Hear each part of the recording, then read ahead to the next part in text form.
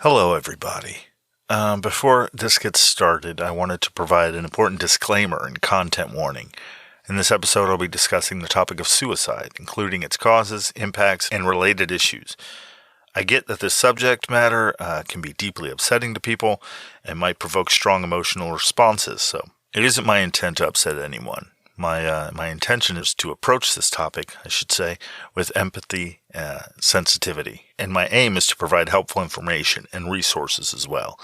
However, it is absolutely crucial to remember that I am not a mental health professional. I strongly urge you to seek professional support if you or someone you know is struggling with thoughts of self-harm or suicide. Talking about it is good. If you find that this content is too difficult to listen to at any point, I encourage you to prioritize your well-being and consider stopping the episode. Your mental and emotional health should always be your top priority, and there is 100% no shame in taking a break or seeking support when needed. Throughout the episode, I'll be providing helpline numbers and resources for suicide prevention and mental health support. Please make use of these resources. If you require immediate assistance or someone to talk to, I care about your well-being, and I want to ensure you have access to the help you need. Remember, this episode may be triggering for some folks, and it's okay to skip it. If you're not in a space where you feel comfortable engaging with it, if you or someone you know, again, is in immediate danger or experiencing a crisis, please contact emergency services in your country right away. If online, you can visit 998lifeline.org and talk with someone there. And if you're in the U.S., you can dial 988 on your phone or call 1-800-273-8255 to reach the suicide prevention hotline. They're available 24 hours a day, 7 days a week, even on holidays. There's nothing wrong with doing that if you need to at any time. I'll repeat that information later in the episode too. Thank you for your understanding, and please take care of yourselves. Thank you.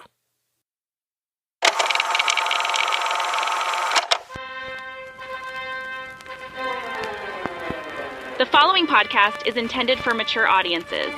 Listener discretion is advised, so kids shouldn't be listening. Elton says fuck and shit a lot, sometimes fucking shit, but rarely does he advocate actually fucking shit. You get it. Enjoy the show. Some critics have seen her as a lonely, shy carrier of a death wish. A death wish that is in everything she ever wrote.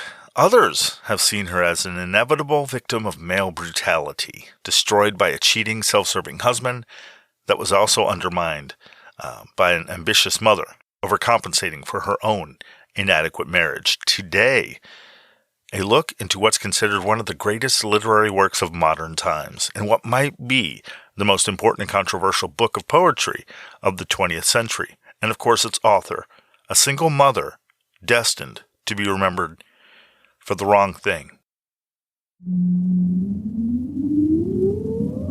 Countdown for blast off. X minus 5, 4, 3, 2, X minus 1, fire.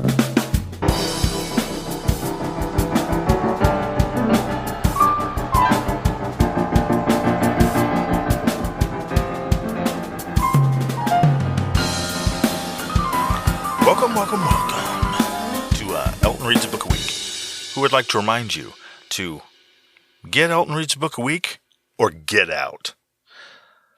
That tagline was generated by Shopify.com. So if you're in the market for a quick tagline/slogan that's a little strange, go there and get something like that weird shit I just said. This is going to be a strange episode. Why? Well, it's about Ariel, a book written by Sylvia Plath. For those of us not in the know, she's the reason for that disclaimer. Things will not turn out well for her, but we're not there yet. So first, how are you? Everything good? Did that thing you were looking forward to, did that go the way you wanted? Yeah? No? Want to talk about it? How about after? We could talk after. I'll be around. Right now, though, we delve into the days of tragedy. This was a difficult one for me because, well, I mean, jokes aren't easy when you're dealing with what we're running into today. I'll try my best, but I'm walking a tightrope. No shit. Look, I'll be upfront with you. As I see our relationship is having as much transparency as I can muster. Me being as weird, as strange as I am. Sure, there are things that go on behind the scenes here that are, but I try to keep you in the loop as much as I can. So with that in mind, two things. One, I have a weird sense of humor. I always have. Maybe you do too. I hope you do. And I hope I can make you laugh sometimes. But with this, it's hard to find places like that to land, if you know what I'm saying. It's heavy. And I'm not aiming to diminish anyone's strife. Because that's wading into some really tricky sociopathic waters. For me, anyway. And to be fair, I'm fairly sociopathic, I think.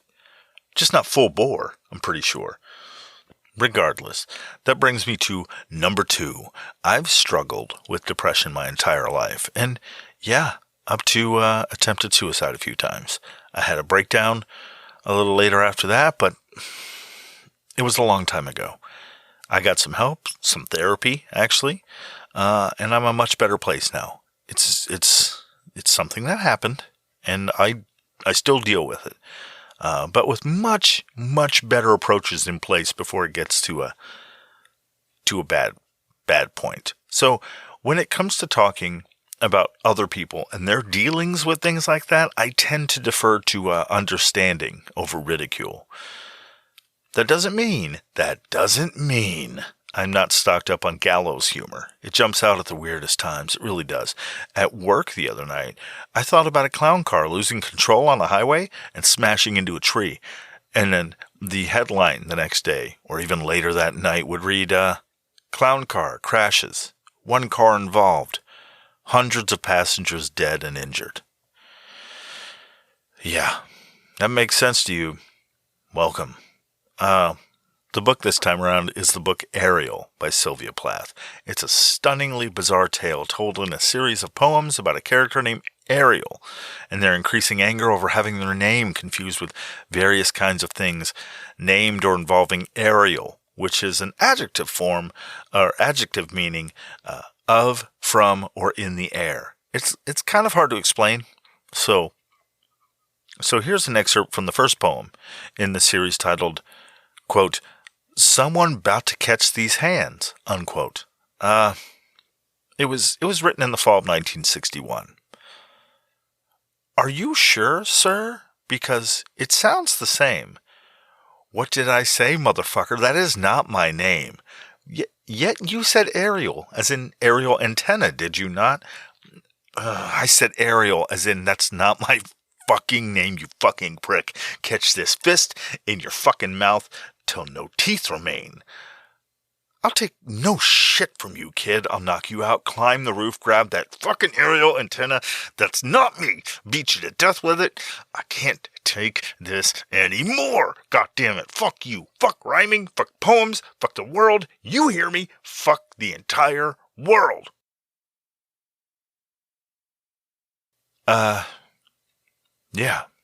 Yeah, that theme is carried on for 26 more poems. Just all anger. By the time you get to the 24th poem, which is titled, quote, "Air shows, who the fuck said air shows?" unquote. You really get a sense, you really start to get a sense that the Ariel character is a little unstable. Of course, that's not true in any way, is it? Jesus, you're going straight to hell. Do you know that? I'm well aware of that. Yeah. Well, I guess it's good to know you're prepared for the inevitable. Any word on when I can rest in peace again? We're working on it. I think you need to work on it a little harder, kid. We'll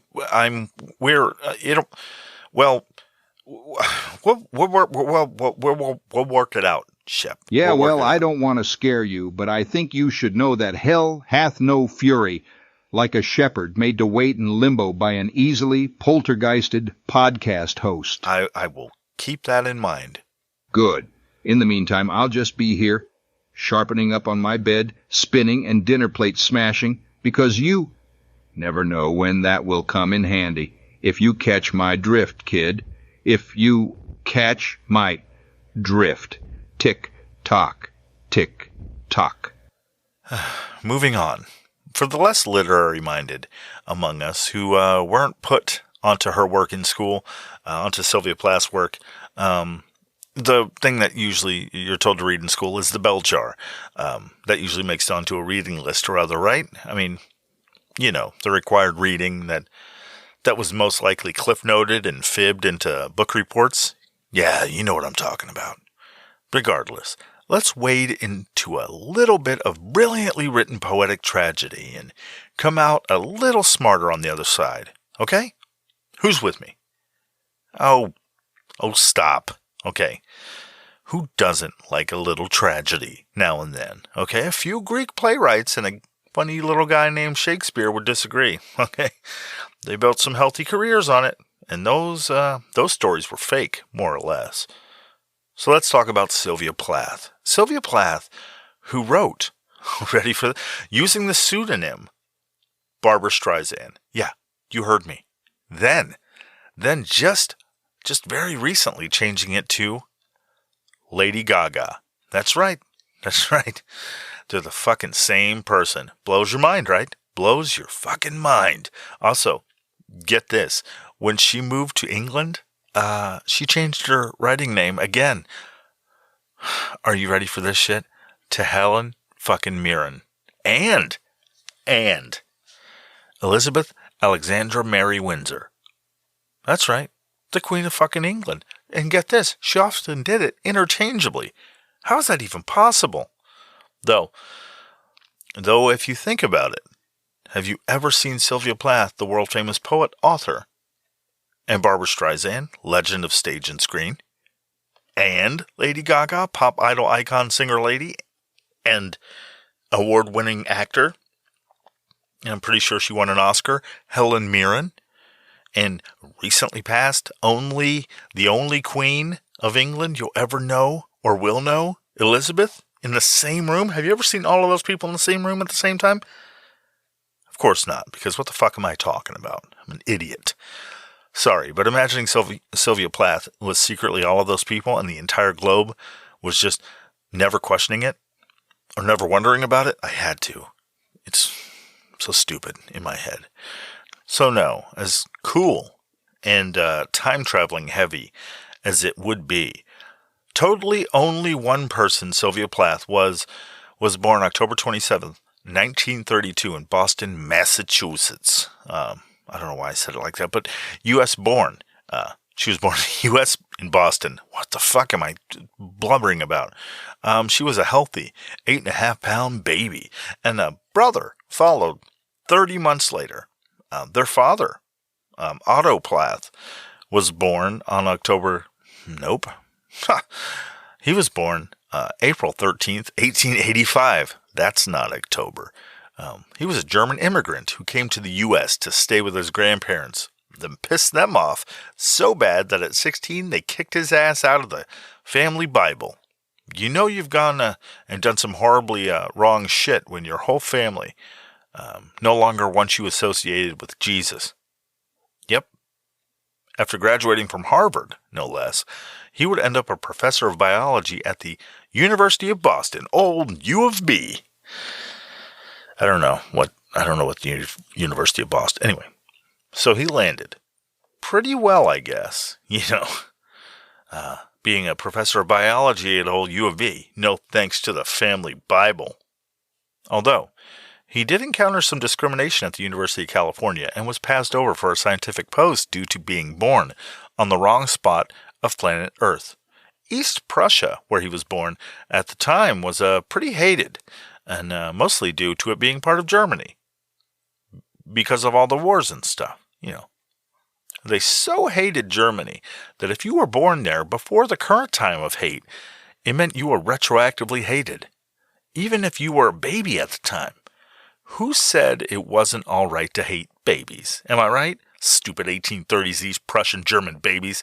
Crawl back home.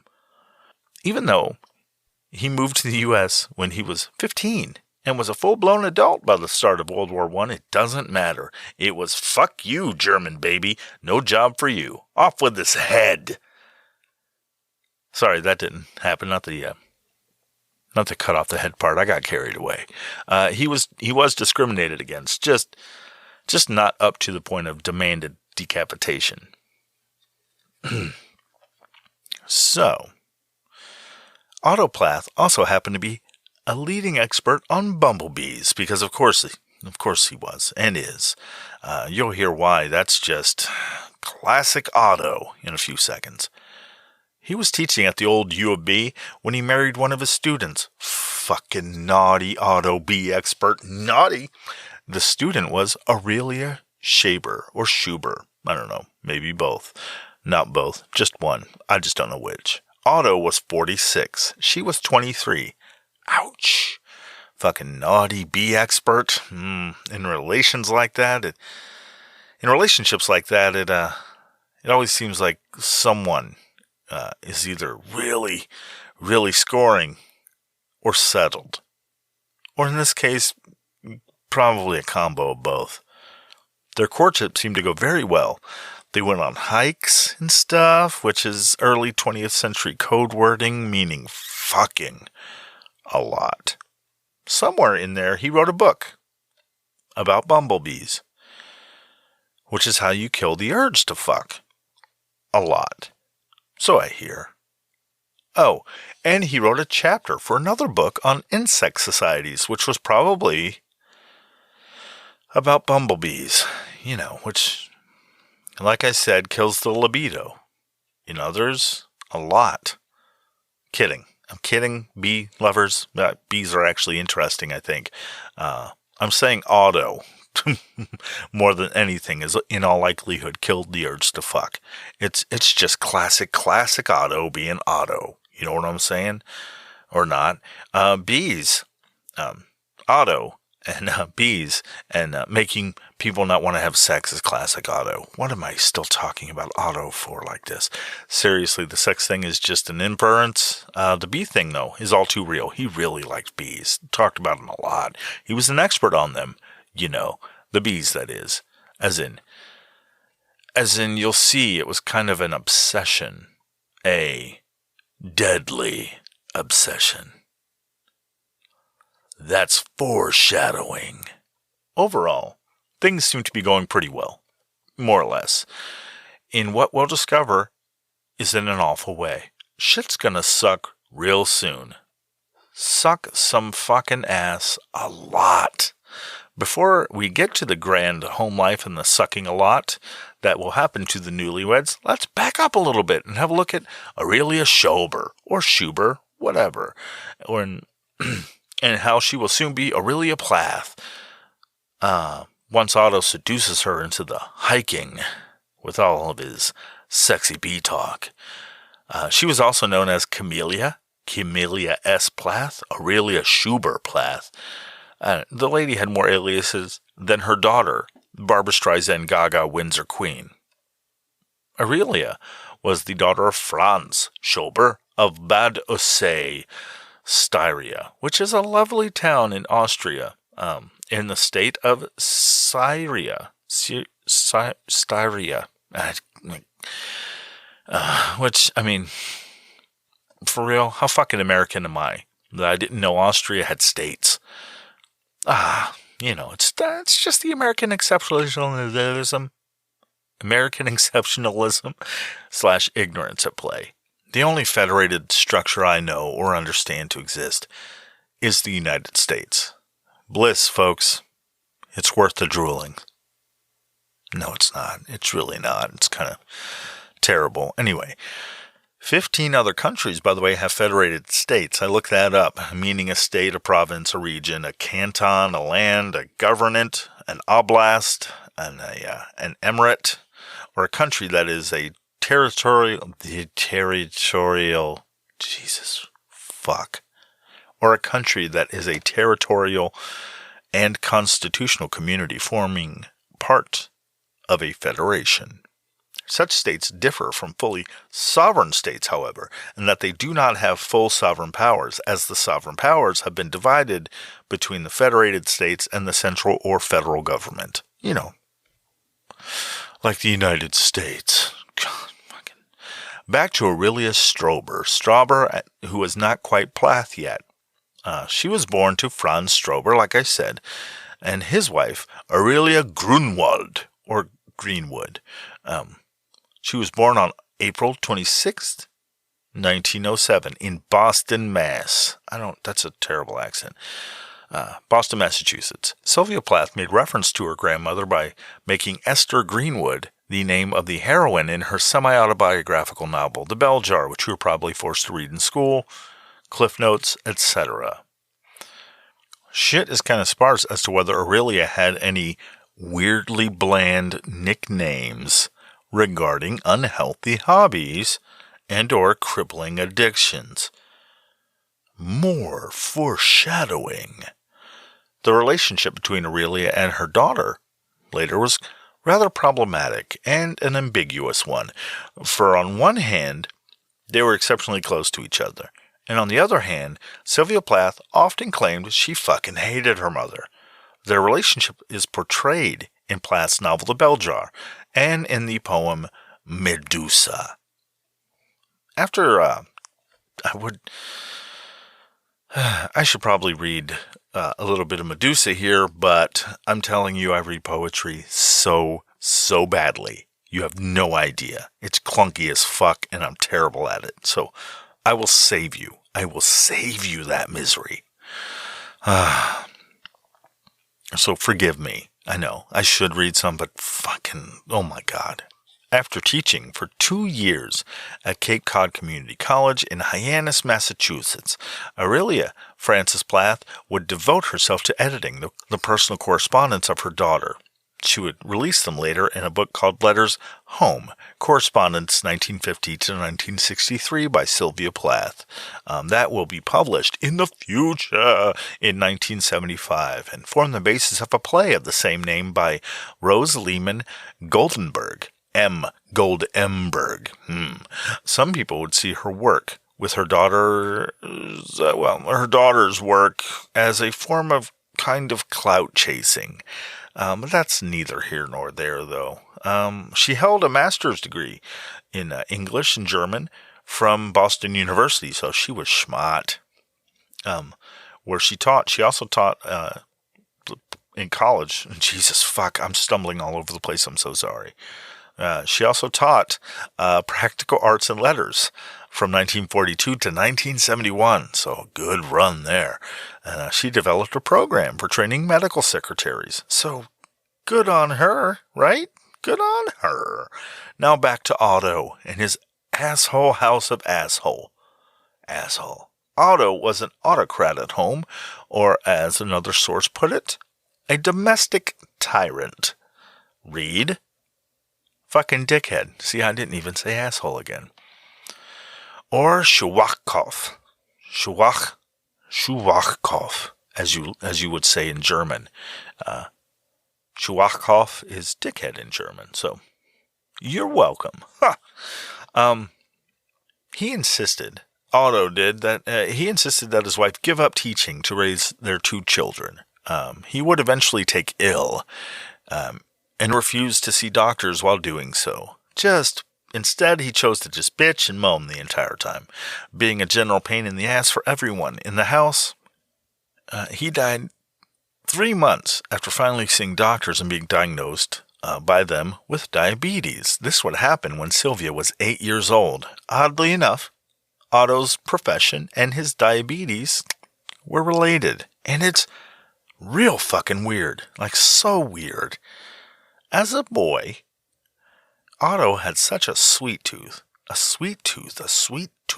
so bad that he would stick long straws into beehives to get at their sweet, sweet honey. Yeah, seriously, he wanted that sweet golden goodness so bad. He built a bee colony. He would eventually build a bee colony out of cigar boxes in his backyard just to keep a steady supply of that golden syrup flowing. The neighborhood kids even nicknamed him the King of Bees, which on a scale of 1 to 10 for interesting nicknaming, tips the scale at a -7. I mean, the kid fucked around with bees because he was addicted to the honey. Is history trying to say that a team of German kids couldn't come up with anything better than the King of Bees? With material like that? Sticking straws into beehives, and that's all they got was the King of Bees? I guess that makes sense, because, I mean, I'm guessing the funniest things that Germans can think of is invading countries unprovoked. Germans, good at picking awful leadership and starting wars that kill millions. Bad at nicknaming. Who would have thought? I mean, shit. They couldn't even come up with like an Otto von Bismarck. I mean, and I'm not even trying, Germans. They had a pretty good run, Germans. I mean, on leadership as of late, so maybe they're coming around. No word on the nicknaming yet, though. King of Bees. Give me a break. Still, do you know how addicted you have to be to chase down honey and fuck around with bees so much that you catch a nickname? He had to be dropping it into every conversation he ever had and jabbing straws into every beehive he ever ran across and get caught like so many times. Hey, Otto, where are you going? We're going to the park to play some football. Some soccer, as we don't call it here, but we call it football. Want to join us? Maybe.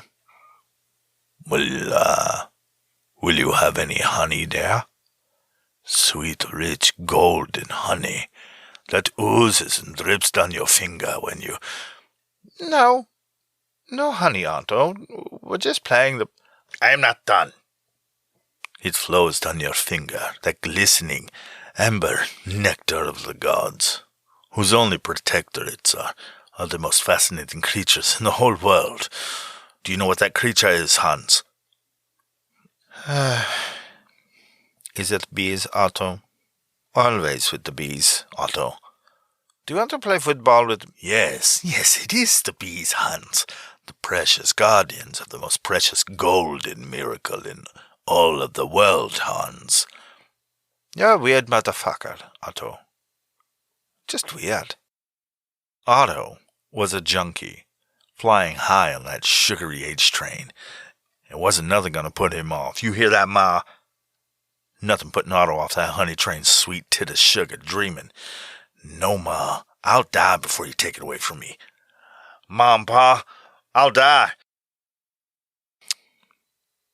And then he died of diabetes. Yep. Following that H train right to that final D station in the sky.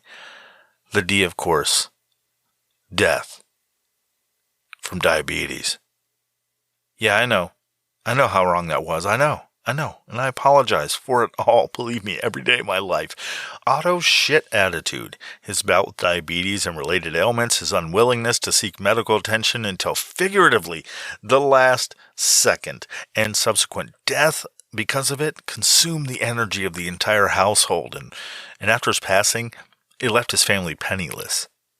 Sylvia was left with feelings of grief and anger that would haunt her for the rest of her life and would end up finding its way into her poetry, most notably being referenced and found in the so-called bee poems, titled The Bee Meeting, The Arrival of the Bees, Stings, The Swarm, and Wintering. She even took up beekeeping later, and wrote excitedly to her mother to describe the events of attending a local beekeepers' meeting in the Devon village of North Taunton, where she had moved with her husband, Ted Hughes, and their young daughter in September of 1961. Her son was born there in January of 1962. That's happening a little bit later. It seemed to be an idyllic setting for a perfect family life, with bees. But that was later. However, back to Otto just now dying. When Aurelia Plath told her 8-year-old daughter Sylvia that her father was dead, the child said, "I am never going to speak to God again." Wow. And then when she came home from school that day, she presented her mother with an oath to be signed that said, "I promise to never marry again." While it is not known if Aurelia actually signed it, she never did remarry, so. Aurelia's mother went to work as a teacher immediately and raised her 2 children alone. Still, Otto, the king of bees, would exert a lifelong hold on Sylvia, inspiring her bitter tirade against him in her famous 1962 poem, Daddy, which would be published in the book Ariel. I will put a clip of her reading it at the end. It's a great and kind of brutal poem. Some say it's about her mother, too, but, I don't know about that, because I feel like, I'm telling you, I'd read it now, but I read poems like shit, so just know that. I apologize. If you were looking to hear me read poems, I'm doing you a favor by not, believe me. I'm just awkward and stupid. So, constantly faced with financial crises after Otto's death, she also suffered from overwork and ulcers. Because of it, Aurelia managed, with the help of her parents, to teach full-time at Boston University, old B of U, and then she made a sensible move to Wellesley, where her 2 precocious children might take advantage of the fine school system. Life in the modest household was enlightening. Little Sylvia gave the appearance of being a socially well-adjusted child and was identified as gifted as a child. Although growing up in her grandparents' house in Winthrop, it was cramped but enriching. She would live with her grandparents there, her mother and her younger brother Warren, until 1942. In a lot of ways, her life was just a regular old run-of-the-mill post-Great Depression stuff, like being in the Girl Scouts and camping. Those early years gave her a powerful awareness of the beauty and terror of nature, and a strong love and fear of the ocean. It wasn't all terror-filled love days of the ocean and nightmares and shit. Her mother read poetry and literature. Why can't I say that word? Her mother would read poetry and literature to her, like Yeats, who would later become a favorite of hers. Sylvia was a voracious reader. She was also an excellent student who dazzled her teachers in Winthrop, Massachusetts, if I didn't say that before. And she dazzled them in the public school system and earned straight A's and praise for her writing abilities. She was just 8.5 when her first poem was published in the Boston Herald. This is from lithub.com. 8-year-old Plath submitted her work to the Boston Herald with a letter that read, "Dear Editor, I have written a short poem about what I see and hear on hot summer nights," and it ran in the Sunday paper on August 10th, 1941. Here is the brief, charming poem titled simply Poem. I hear crickets chirping, gunshots at night, people screaming. It's such a delight. That was not it at all. But, okay, no, that was not what it is. But how fucked up would that be if they were like, 8 years? Wow, we're publishing that. No, her real poem read, hear the crickets chirping in the dewy grass. Bright little fireflies twinkle as they pass. Plath's letter ended with, "Thank you for my good sport pin," as she was a member of the Herald's Good Sport Club for children. So it's very nice. The editing impulse was present in Plath's life. Even then, those 4 lines appeared in a longer, unpublished poem she wrote that same year titled My House. In that poem, the first 2 lines, "At night I hear the crickets chirp in dewy..." I keep wanting to twist it, and I'm so sorry. I will not. In that poem, the first 2 lines read, "At night I hear the crickets chirp in green and dewy grass." And that's all. The publication of her first poem showed that Plath was a precocious talent, so it's perhaps not surprising that her mother persuaded her daughter to take an IQ test when she was 12. Notably, Plath scored 160. According to most metrics, that's genius-level intelligence, which starts at 140. So if you're wondering, with an IQ of 140, if you're a genius, you just made the mark. That made Plath one of the brightest minds of her age, you know. And for a genius with an IQ of 160, that poem fucking sucked. I mean, it's only 4 lines long, but come on. That's not even a poem. That's a stanza of a poem. What a rip-off 8-year-old Sylvia genius. What the fuck? I'm kidding, of course. I know absolute shit about poetry. At 8, I was drawing cartoons poorly on the side of dressers and not even accidentally making a fucking poem. And yes, she was actually a genius. A certified tested genius, which, of course, I instantly recognized from her later writing. Instantly. Anything I read about her. Because, of course, player recognizes player. As someone who, alongside Bill Gates, if you'll recall, listener who has definitely heard the episode about Bill Gates, I scored a 1590 on my SATs, or so I tell everyone. A genius understands geniuses, people. It's genius stuff. Because I'm a genius doing genius stuff. That's all I'm saying. Thank you. Thank you very much. You're welcome. Thank you for coming to my TED Talk. Then from Sylvia, the actual a genius, came a torrent of work from her. Very early, she set herself on the course of becoming a professional writer, firing off poems and articles while still a young girl. Her first national publication came just after high school in the pages of the Christian Science Monitor. She won many literary contests, and while still in high school, sold her first story to 17 magazine.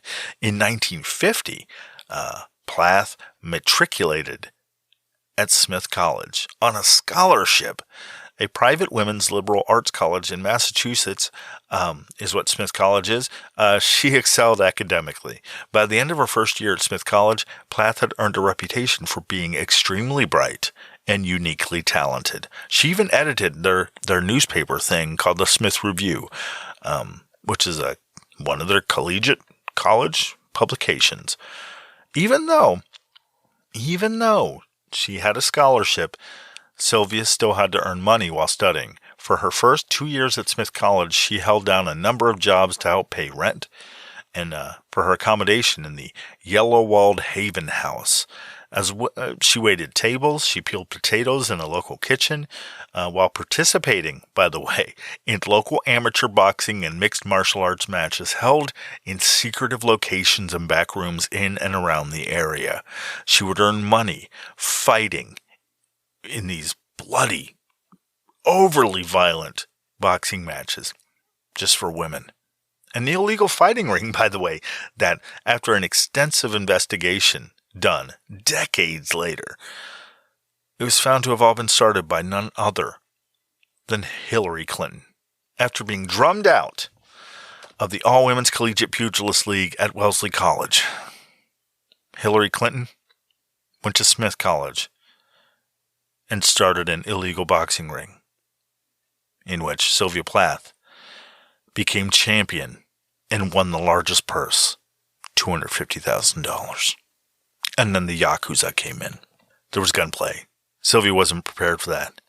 She'd only ever practiced on the swords. And she used all the swords on all the Yakuza. Later, Sylvia would only mention the matches she participated in offhand, often obtuse ways, more often than not, sprinkling them in her poetry. One example being the first stanza from the poem, All the Dead Deers.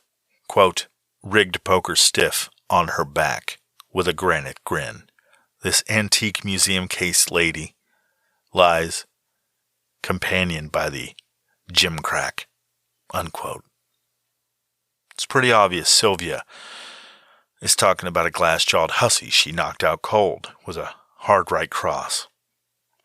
When asked point blank about her involvement in the illegal, underground, bare-knuckle boxing matches just for women, she would often defer, simply stating that the first 2 rules of the organization were not to talk about the organization. So yeah, Sylvia Plath Just one hard-ass gangster motherfucker. And a poet. Everything, of course, after peeling potatoes, just nonsense. I mean, Hillary Clinton was like 4 fucking years old at the time. Though what if Sylvia Plath was part of Fight Club? I mean, there's nothing saying she wasn't. Prove she wasn't. You can't. No, you can't. No, you can't. Oh boy. No. On several occasions, Plath lamented her modest background, even resenting her family for not being wealthier. That's a little harsh, but I guess if you're surrounded by rich folks, I mean, according to some of Plath's biographers, this made her work even harder as she tried to prove herself among the wealthy elite young ladies she studied alongside. I get it. It's motivation, sure. And then she won a contest and was a co-winner of the Mademoiselle magazine fiction contest in 1952, winning a guest editorship position at Mademoiselle magazine, one of 20 month-long placements starting in June 1953. Things seemed to be going well. She had published many short stories by then, and not only won 2 poetry prizes from Smith, the Ethel Olin Corbin Prize and the Elizabeth Babcock Award, which netted her $120, but she had also been commissioned by Mademoiselle, I'm probably saying that wrong, Mademoiselle, I can never say that right, Mademoiselle, she was commissioned by them to interview Elizabeth Bowden in Cambridge. Then, something happened that made everything take a turn. It was around this time that her depression really started to push through. It came after what turned out to be a difficult stint as a guest editor at Mademoiselle magazine in New York. Sylvia described her time in New York as a deadly mix of pain, parties, and work. Her mother noticed cuts on her legs after Plath returned from her internship in New York City. There may or may not have been an assault there of some kind while she was there. In addition to the cuts on her legs, there may have been an assault that is alluded to many times, but never actually stated directly. Aurelia took her daughter to their family physician. On July 29th, 1953, Plath received her first electroshock treatment administered by psychiatrist J. Peter Thornton. On August 24th, 1953, she overdosed on sleeping pills. She did that when she crawled under the house in Wellesley, Massachusetts, and waited for the end. She would later write of how she, quote, blissfully succumbed to the whirling blackness that I honestly believed was eternal oblivion, unquote. 2 days later, with her family frantically searching and unaware that she was under their feet, Sylvia Plath was later discovered moaning and barely conscious. At first, Plath was a missing person, but within a day, it was discovered that her sleeping pills were gone. As a result, the police concluded Plath attempted suicide and updated the public via news sources. Her mother, Aurelia Plath, was the only family member quoted in the papers at the time. It sounds peculiar, she said, but she has set standards for herself that are almost unattainable. She's made almost a minor obsession of fulfilling what she believes to be her responsibility to her sponsors, and I am gravely concerned for her. The following day, Mrs. Plath added, she recently felt she was unworthy of the confidence held for her by the people she knew. For some time, she has been unable to write either fiction or her more recent love, poetry. Instead of regarding this as just a dry period, that every writer faces at the time, Sylvia believed something had happened to her mind, that it was unable to produce creatively anymore. That's also something that happens to a lot of writers all the time. It's like personalizing and internalizing writer's block to the point you see it as a permanent failure on your part. It can be crippling. Mrs. Plath's statement concludes, although her doctor assured us this was due to nervous exhaustion, Sylvia was constantly seeking ways for which to blame herself for the failure, and became increasingly despondent. That's so terrible. Plath chose to attempt suicide while her mother watched A Queen is Crowned at the Exeter Street Theater in Boston, the afternoon of August 24th, 1953. That is a British Technicolor documentary. The film documents the 1953 coronation of Queen Elizabeth II. Sylvia took a bottle of sleeping pills, refilled just the Friday before. And she took that along with a glass of water and a blanket into the basement.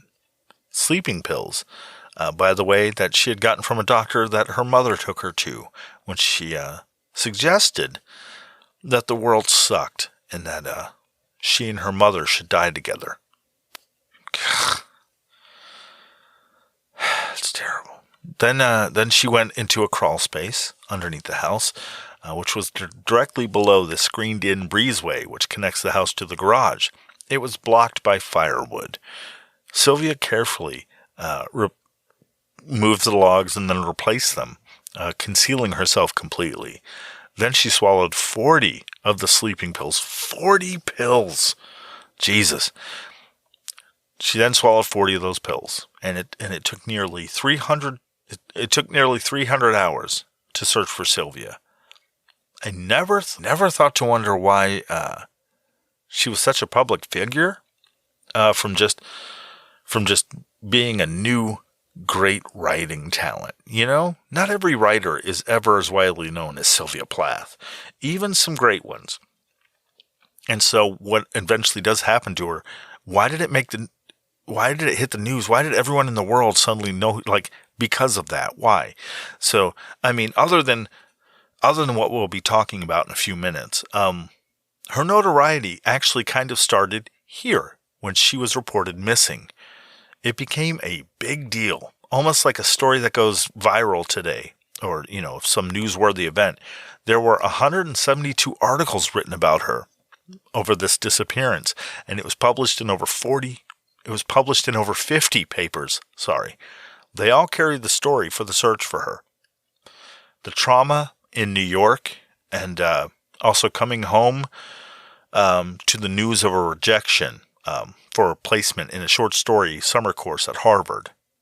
She was rejected for that. Also seeing how end-of-life care for patients were at a hospital she was working at the time. It was foreshadowing. She felt that it was foreshadowing of how we all will end up. And on top of that, the electroshock therapy being the most recommended treatment for depression at the time. They were too much. It was all too much for her. Her solution was an overdose. She survived this first suicide attempt, later writing that, like I said before, she blissfully succumbed to the whirling blackness that she honestly believed was eternal oblivion. She couldn't sleep. When her boyfriend at the time left for officer training, and she had ridiculous fantasies about him, and decided that this was happening at the time. She decided that all her talent had suddenly left her. Afterwards, I guess, she was given another course of electroshock therapy at a hospital she was working at, and spent the next 6 months in psychiatric care, receiving more electric shock and insulin shock treatment under the care of Dr. Ruth Boucher. Her stay at McLean Hospital and her Smith Scholarship were paid by Olive Higgins Prouty, who was successfully recovering herself from a mental breakdown. Sylvia was driven to the hospital by Aurelia's friend, Betty Aldrich, who lived across the street. I remember my mother telling me that Sylvia really hated to go, but she knew she had to, says Peter Aldrich. Sometimes Aurelia had to force her into the car. I thought, what are they doing to her? I had visions of an electric chair.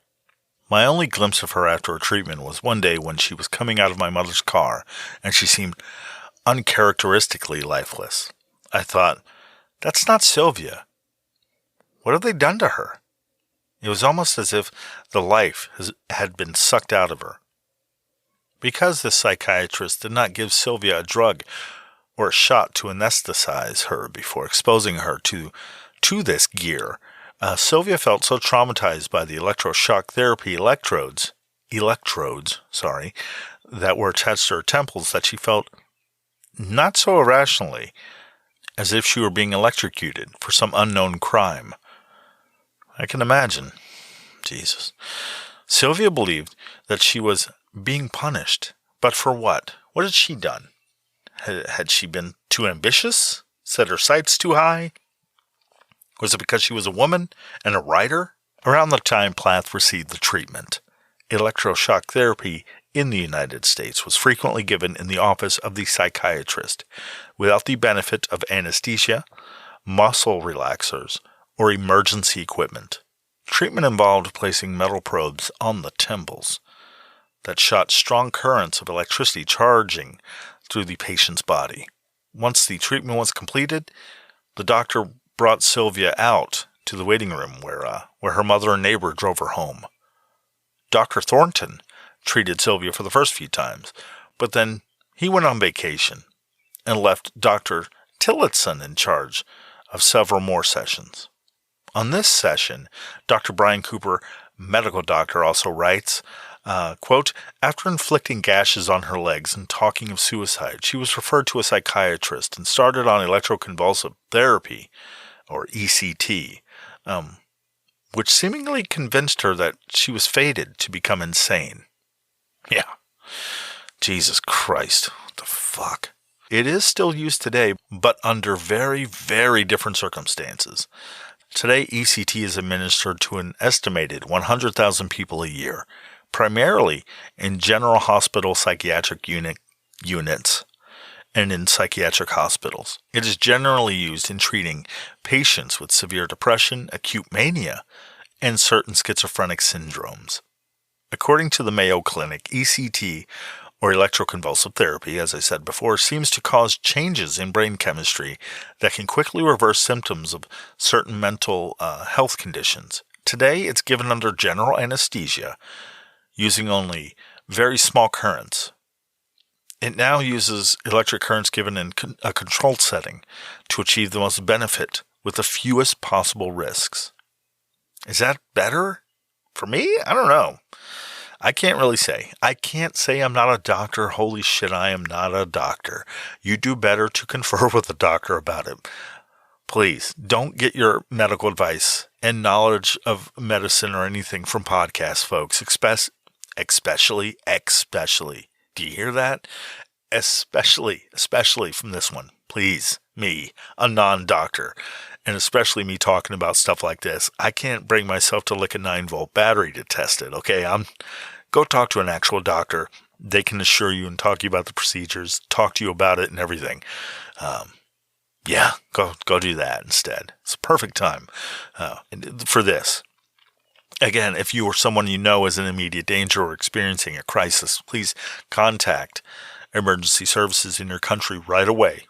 If online, you can visit 988lifeline.org and talk with someone there. In the U.S., God, you can dial 988 on your phone or call 1-800-273-8255 to reach the suicide prevention hotline. Okay, so do that if you need to. 100% do it. Plath never had a manic episode, but there were probable hypomanic periods in her life. In February 1953, Plath seemed to make a good recovery and returned to college.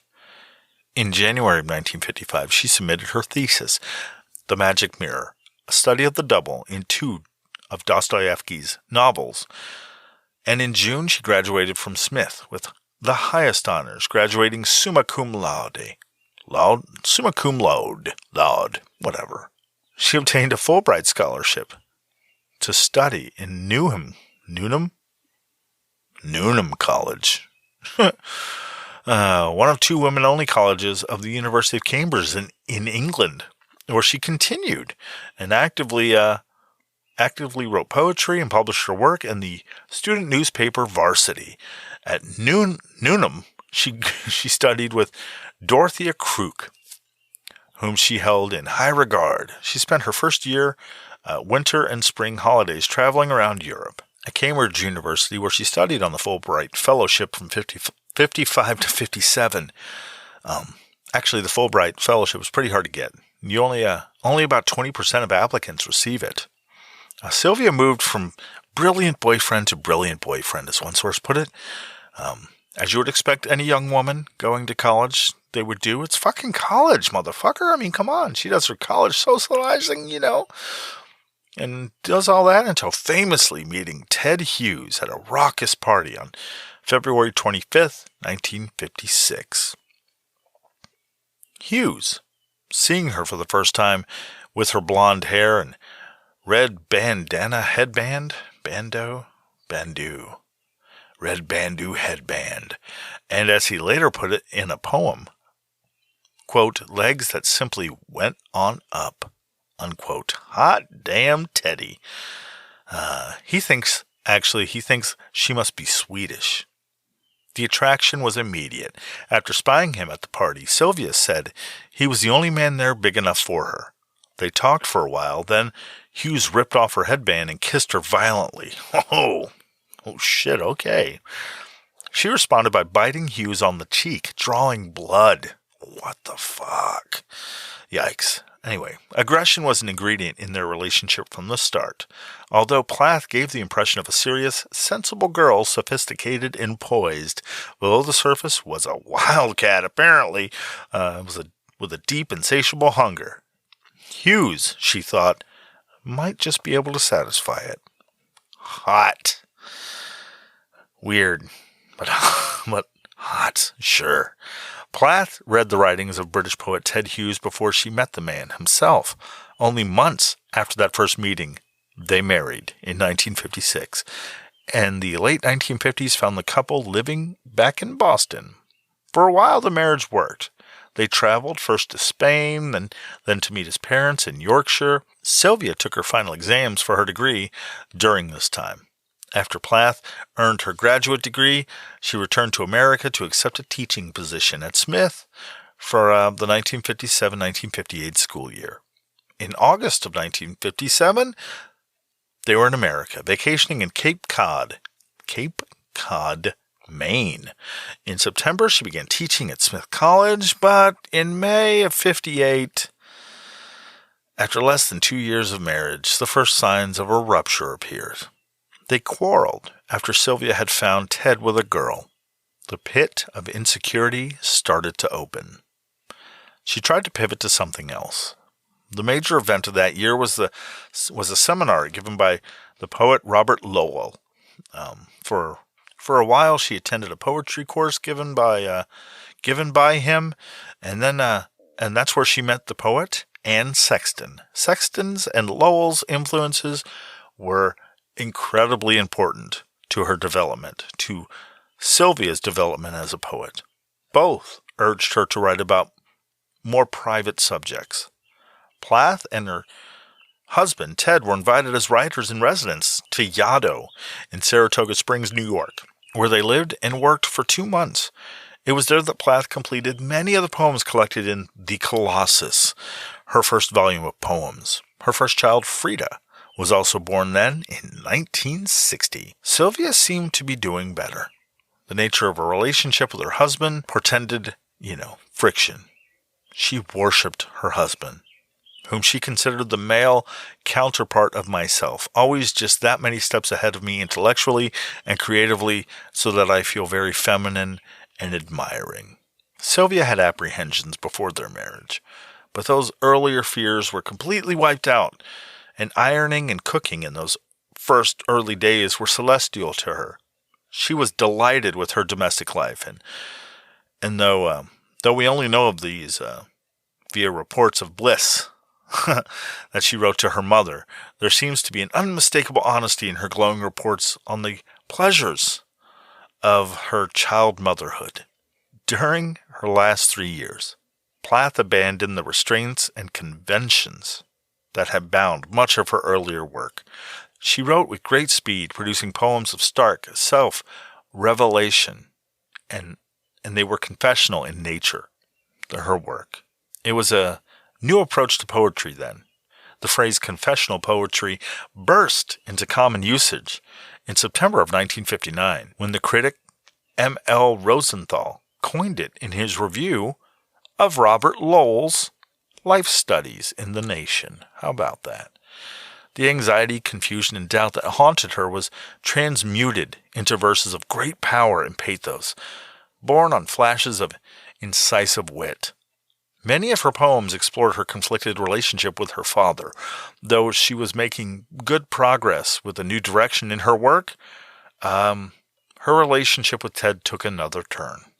In 1961, the couple rented their flat at Shalcott Square to Asia Nee Gutman and David Weevil. Hughes was immediately struck with the beauty of Asia, as she was with him. In February of 1961, Plath's second pregnancy ended sadly in miscarriage. Several of her poems, including Parliament Hill Fields, addressed this event. In a letter to her therapist, Plath wrote that Hughes beat her 2 days before the miscarriage. In August, she finished her semi-autobiographical novel, The Bell Jar, and immediately after this, the family moved to Greencourt in the small market town of North Taunton in Devon. Hughes began to keep bees, which would be the subject of many of Plath's poems. So many bees in this. What a weird thing to learn about being associated so heavily with Sylvia Plath, and it just comes in so many points in her life. It's just wild. On January 12th, 1962, Sylvia and Ted welcomed their second child, baby Nicholas, into the world in London. Plath was distressed that Hughes seemed disappointed that his second child was a boy. What the fuck, Ted?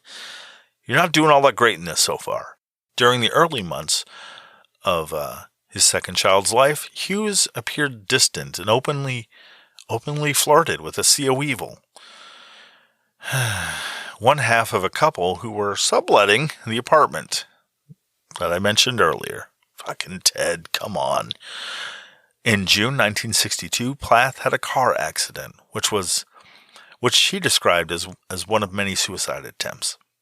In July of 1962, just a month later, Plath discovered Hughes had been having an affair with Asia Weevil. As Plath's marriage dissolved, she and Hughes separated in September 1962.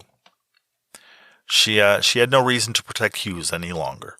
In a series of 14 intensely personal letters to psychiatrist Ruth Boucher, on September 22, 1962, she wrote, "Ted beat me up physically a couple of days before my miscarriage." What the fuck, Ted? What in the fucking fuck? God. In September 1963, consulting her GP, she complained of depression. And for the first time, she told him of serious suicidal attempts she had made 10 years earlier, of at least one. Times were terrible and only got worse. The weather that winter was frightful and isolating.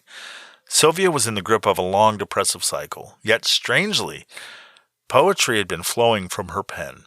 Her semi-autobiographical novel, The Bell Jar, was published in England, though under the pseudonym Victoria Lucas. Why a pseudonym, you might be asking? Because Plath didn't want to upset her mother, Aurelia, or other people who are featured in the book. In addition to the pseudonym and being an American, she requested that The Bell Jar not be published in America, as its story elements were clear enough that she feared her family and acquaintances would recognize themselves in it. Ergo, American readers would have to wait until the next decade for her only novel to officially reach their shores. There were lots of bootlegs before that, though. In early 1963, Sylvia was living in a flat in London with the 2 children she had with her husband, the poet, what the fuck is up with you, Ted? Hughes. The couple was separated due to Hughes having an affair with Asia. since the previous summer. In September, they officially separated, and in December, at the start of one of the worst winters in memory, Sylvia and the children moved into 23 Fitzroy Road. It was hard. Sylvia did her best, but the children were demanding, as children often are, and the flat was barely furnished. She had very few friends, and it was very, very cold. On top of this, Ted, the man who was supposed to be there for her as her father had been, had abandoned her. As she felt her father had. She tortured herself thinking of the fun that Ted and Asia were having, while she, Sylvia, was alone in a half-empty, freezing house with the children. She tried. She pushed. She set herself an impossible work schedule, as she had done many, many times before. She would paint, repair, put the house in order, take care of Frida and Nicholas, and write and write and write. But life didn't work out that way. She couldn't find the time. She had an au pair, but that didn't last. One friend she did have was A. Alvarez, or Alfred Alvarez, who met her and Hughes in 1960. He remembered that Christmas Eve in 1962, when she asked him to come over for dinner and to hear some of her new poems. He said he would come by for a drink, and when he did, he was surprised. She seemed different. He had never seen her so strained. He listened to her poems in the cold, bare flat. He felt the proximity of death was palpable, and thought she was in some kind of borderline psychotic state. From October 1962 to February 1963, the period between Hughes leaving and her death, Plath was prolific, writing more than 26 poems. Several of those were included in the 1966 posthumous collection we're talking about tonight, Ariel. Those pieces are what some have considered her greatest works. They explore her pain over her father's death, her difficult relationship with Hughes, and the abandonment she felt over both. Then, in 1963, after this burst of productivity, she took her own life. On the night of Sunday 11th, February 1963, after leaving out some glasses of milk and slices of bread for her children's breakfast, although they were too young to feed themselves, Sylvia Plath opened the window of her children's room in her maisonette at 23 Fitzroy Road in the Primrose Hill area of North London. Then she carefully sealed off her kitchen door on the floor below with towels and adhesive tape. She left a note with only 4 words written on it. Quote, "Please call Dr. Horder," unquote, along with the doctor's phone number.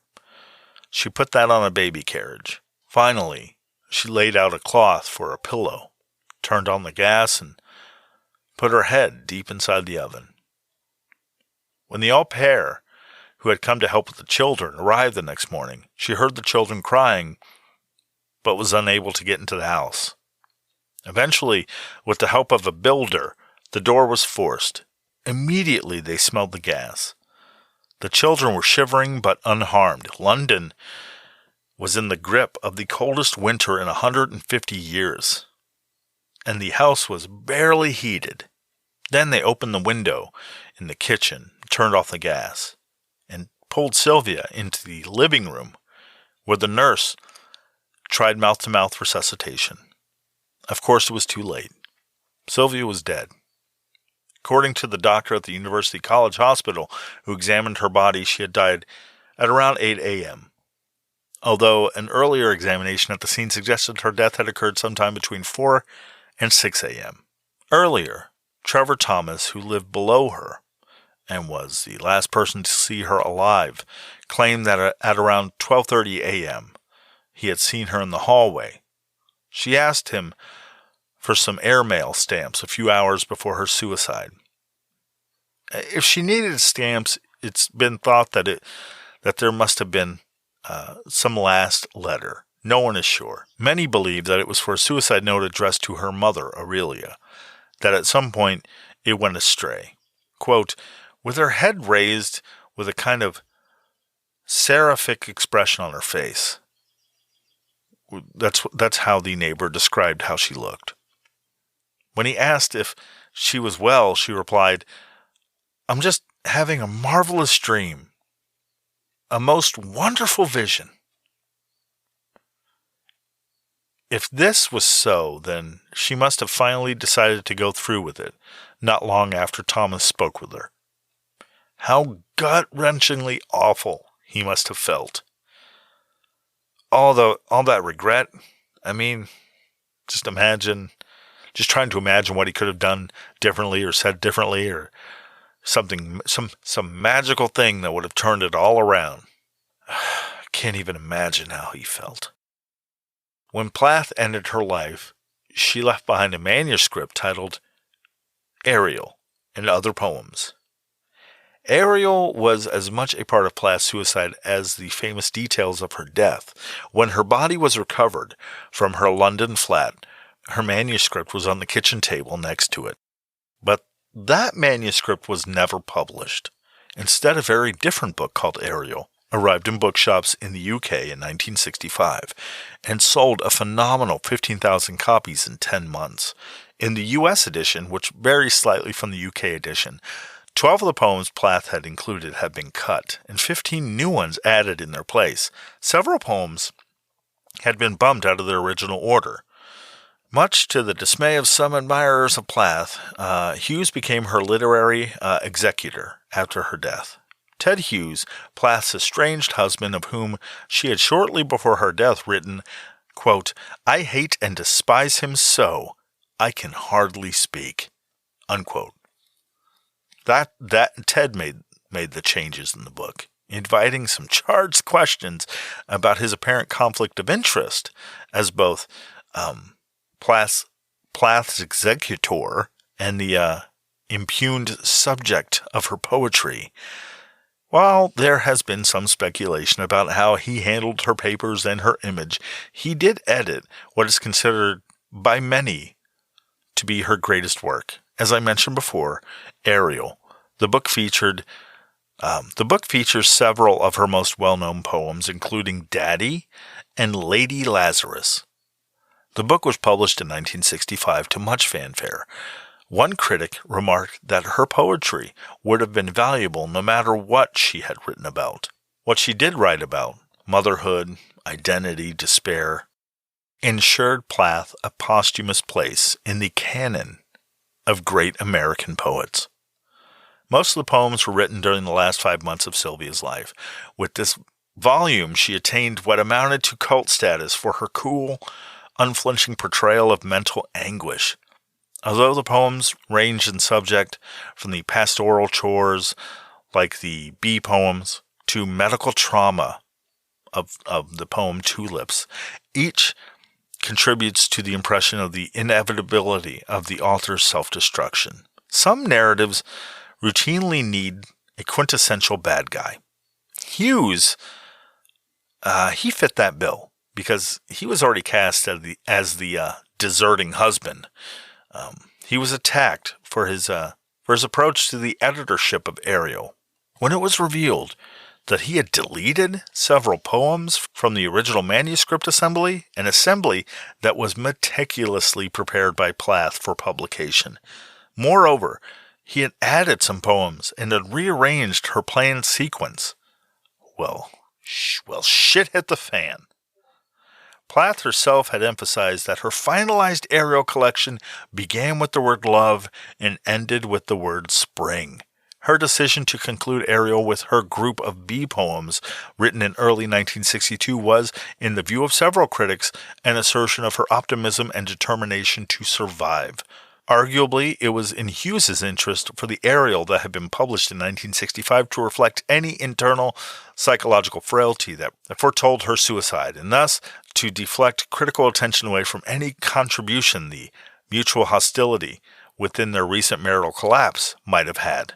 I get the sentiment behind this. I really do. the wanting to blame the estranged husband who had an affair that broke her heart, that broke the mother of his children's beautiful, poetic heart, and drove her to despair and suicide. It's a tidy, well-worn, heart-wrenching story that makes it easy to point fingers. You really have to remember that real life, if ever, isn't that tidy. It's always more complicated, isn't it? Yes, he edited her work in a way she didn't appear to intend. But as stated in the restored Ariel, the one I have that has both Hughes's version and the original manuscript, and a beautiful foreword written by Frida Hughes, Sylvia's daughter. Throughout their time together, their relationship was everywhere, Sylvia and Ted's. As for writing, Sylvia had shown her work to Ted as she was writing them. Sure, yes, after their separation and probably a little before that, she kept her poems to herself. But when the time came to do something with the work after her passing, it went to someone who knew her best and knew her work best. Now, whether he was self-serving in his editing, I don't know. Maybe, probably, who knows. I get that angle, though. However, at the end of the day, it's just another outside opinion looking in. The true reasoning and intentions lie inside a relationship with an intimacy and a history no outsider is or was ever privy to the details of. Overall, Ted Hughes faced a dilemma with Ariel. The material was abrasive to family, friends, and people close to Sylvia. It seems like he opted to forego those pieces in favor of making the book more accessible for general readership. Again, speculation on my part, but I mean, it's a choice you have to make without conferring with the writer, you know? The version I have, like I said, is the restored version with both Ted Hughes his edited version, and the omitted and added poems, and a facsimile of Sylvia Plath's original manuscript, complete with notes. It's in its original order. It's absolutely marvelous. It really is. I've always liked Sylvia Plath's poetry. It has a unique flow to it, and it's vivid and emotional. Full disclaimer, though, like I said before, I can't read poetry for shit, for real. And on another level, I can't analyze it really well. I just don't have the equipment. I don't know how. And I don't keep the context in my head or whatever. I kind of see them each as their own individual. It's complicated and stupid. I've always felt I didn't appreciate it on a better level. You know, smarter people do, as what they do. Still, I think it's glorious. I've always seen poetry as, for the lack of better terms or words, as word art. Like an amalgamation of ideas sculpted with words evoking imagery and emotion to the artist's intent. Hell, that might be true for all writing. I don't know, but poetry seems to be just expressly for that, Be it syllabic, lyrical, confessional, like Sylvia's is considered, and so much more. They're about shaping ideas that flow from one line to the next. It's amazing when it's done right. It really is breathtaking. Her skill, Sylvia's skill, and her skillful use of imagery and symbolism contribute to the powerful impact of her poems. She employs vivid and evocative language to build striking visual and sensory images that fuel the reader's imagination. If you've never read her work, you're really missing out, truly. The recurring symbolism of water, mirrors, horses, among others, add depth and layers of meaning to the poetry, inviting readers to interpret and engage with it on multiple levels. It really, truly represents a transformative phase in Plath's writing, characterized by a newfound sense of artistic agency and rebellion.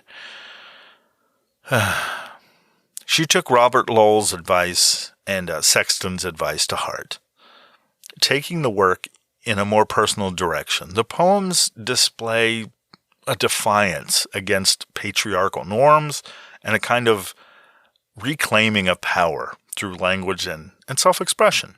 Plath's words become a means of liberation and a vehicle for asserting her voice.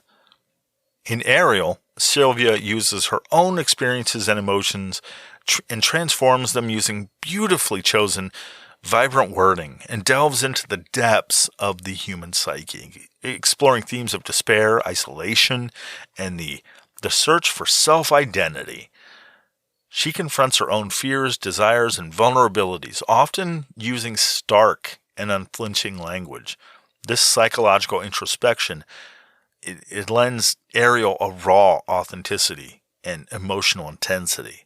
Her work is a prime example of confessional poetry, which is a genre characterized by deeply personal and autobiographical subject matter. So, in Ariel, Plath explores her own emotions, experiences, and mental states. And it provides the reader with an intimate glimpse into her inner world, The poems reveal raw and often contradictory emotions, reflecting her struggles with mental illness and her tumultuous personal life. Sylvia's work was and is a miracle of poetry. Her phrasing, movement, and descriptive, emotive words are magic. It's truly, truly regrettable that she's gone. I take umbrage. I fucking nailed that word again. I take umbrage with the idea that her suicide is the most important element of her legacy, or that it has elevated her popularity or drawn more focus to her work. It's almost criminal. I would be stupid to say that it's not an unfortunate agent that's promoted her work too, that they've become intertwined since her death. For me, her death is for me just another tragedy on top of tragedy. I feel like I may have helped that along in this episode, and I'm sorry about that. So, in an effort to right my own ship, I'll leave you with Sylvia reading her own poetry from Ariel, because I would never do it justice. And one more time, please remember, if you or someone you know, again, is in danger, is experiencing a crisis, please get online and contact 988lifeline.org and talk with someone.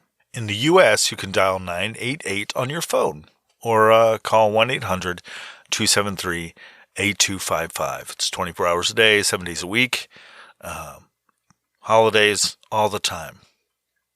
They're always there. Don't wait. The wonderfully amazing Sylvia Plath, folks. Daddy. You do not do any more black shoe in which I have lived like a foot for 30 years, poor and white, barely daring to breathe or chew. Daddy, I have had to kill you. You died before I had time, marble heavy, a bag full of God, ghastly statue with one gray toe big as a Frisco seal, and a head in the freakish Atlantic, where it pours bean green over blue in the waters off beautiful Nosset. I used to pray to recover you, ach du, in the German tongue in the Polish town, scraped flat by the roller of wars, wars, wars. But the name of the town is common. My Polack friend says there are a dozen or two. So I never could tell where you put your foot, your root. I never could talk to you. The tongue stuck in my jaw. It's stuck in a barbed wire snare. Ich. I could hardly speak. I thought every German was you.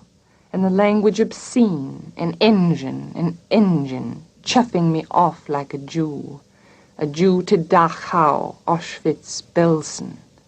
I began to talk like a Jew. I think I may well be a Jew. The snows of the Tyrol, the clear beer of Vienna, are not very pure or true.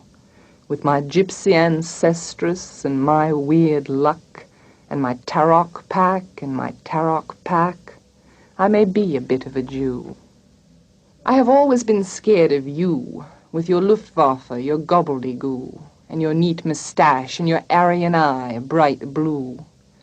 Panzerman, oh you, not God but a swastika, so black no sky could squeak through. Every woman adores a fascist, the boot in the face, the brute heart of a brute like you. You stand at the blackboard, Daddy, in the picture I have of you, a cleft in your chin instead of your foot. But no less a devil for that, no, not any less the black man who bit my pretty red heart in two. I was 10 when they buried you. At 20 I tried to die, and get back to you. I thought even the bones would do. But they pulled me out of the sack, and they stuck me together with glue. And then I knew what to do. I made a model of you, a man in black with a Mein Kampf look, and a love of the rack and the screw, and I said, I do, I do. So, Daddy, I'm finally through. The black telephone's off at the root, the voices just can't worm through. If I've killed one man, I've killed two. The vampire who said he was you, and drank my blood for a year, 7 years if you want to know. Daddy, you can lie back now. There's a stake in your fat black heart, and the villagers never liked you. They are dancing and stamping on you. They always knew it was you. Daddy, Daddy, you bastard, I'm through. Ariel. Stasis in darkness, then the substanceless blue pour of tor and distances. God's lioness, how one we grow. Pivot of heels and knees, the furrow splits and passes, sister to the brown arc of the neck I cannot catch. Nigger-eye berries casting dark hooks, black sweet blood mouthfuls, shadows. Something else hauls me through air, thighs, hair, flakes from my heels. White Godiva iron peel, dead hands, dead stringencies. And now I foam to wheat, a glitter of seas. The child's cry melts in the wall, and I am the arrow, the dew that flies, suicidal, at one with the drive, into the red eye, the cauldron of morning. The tulips are too excitable. It is winter here. Look how white everything is, how quiet, how snowed in. I am learning peacefulness, lying by myself quietly, as the light lies on these white walls, this bed, these hands. I am nobody. I have nothing to do with explosions. I have given my name and my day clothes up to the nurses, and my history to the anesthetist, and my body to surgeons. They have propped my head between the pillow and the sheet cuff, like an eye between two white lids that will not shut. Stupid pupil, it has to take everything in. The nurses pass and pass. They are no trouble. They pass the way gulls pass inland in their white caps, doing things with their hands, one just the same as another, so it is impossible to tell how many there are. My body is a pebble to them. They tend it as water tends to the pebbles it must run over, smoothing them gently. They bring me numbness in their bright needles. They bring me sleep. Now I have lost myself. I am sick of baggage. My patent leather overnight case like a black pillbox. My husband and child smiling out of the family photo. Their smiles catch onto my skin, little smiling hooks. I've let things slip, a 30-year-old cargo boat stubbornly hanging on to my name and address. They have swamped me clear of my loving associations. Scared and bare on the green plastic pillowed trolley, I watched my tea set, my bureaus of linen, my books sink out of sight, and the water went over my head. I am a nun now. I have never been so pure. I didn't want any flowers. I only wanted to lie with my hands turned up and be utterly empty. How free it is. You've no idea how free. The peacefulness is so big it dazes you. And it asks nothing. A name tag, a few trinkets. It is what the dead close on, finally. I imagine them shutting their mouths on it like a communion tablet. The tulips are too red in the first place. They hurt me. Even through the gift paper I could hear them breathe lightly through their white swaddlings like an awful baby. Their redness talks to my wound. It corresponds. They are subtle.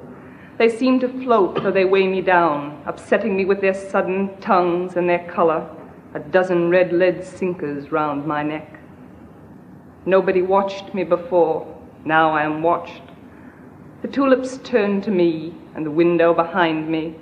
For once a day the light slowly widens and slowly thins, and I see myself, flat, ridiculous, a cut paper shadow between the eye of the sun and the eyes of the tulips, and I have no faith. I've wanted to efface myself. The vivid tulips eat my oxygen.